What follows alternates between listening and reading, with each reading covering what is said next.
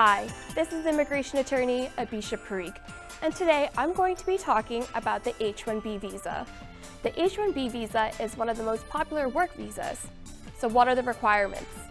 One of the most important requirements is that you have to have an employer who can and is willing to petition the H1B visa for you. A lot of employers realize that foreign professionals can fit the job within the company very well, but they may be hesitant to start the H1B petition process because they think that it is too complicated and too lengthy. However, it is not as difficult as it seems.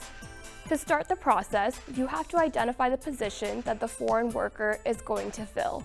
For this, every job has to be evaluated on a case-by-case basis to determine if it's going to fit the H1B purposes.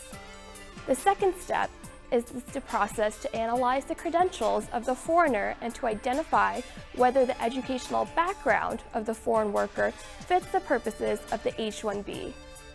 In order to qualify, the foreign worker must at least have a bachelor's degree or its equivalent. If the foreign worker has extensive training and experience in a specific field, they may still qualify for the H1B visa even without a bachelor's degree.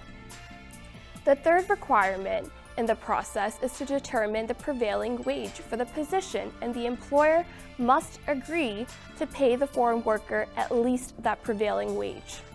The first step is to file the labor condition application with the Department of Labor. Once the LCA has been certified, the remainder of the H1B application must be filed with USCIS. The H1B petition has to be filed and approved within the US. So how can you apply? You can either consular file, which is for professionals who are outside the US, so they must visit the local US consulate to get the visa. Or you can apply for the change of status if you're already in the US on another visa and would like to change your status to an H1B worker. You can also do so without having to leave the country. The H1B visa is issued for a maximum of 3 years, and you can extend it for another 3 years for a total of 6 years. The family of the H1B visa holder, which includes the spouse and children under the age of 21, can also migrate to the US under the H4 visa. However, they are not permitted to work under this visa.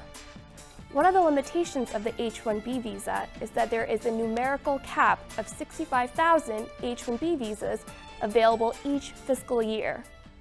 The application process opens up in April 1st, and it is critical to apply as soon as possible to ensure that the visa is still available.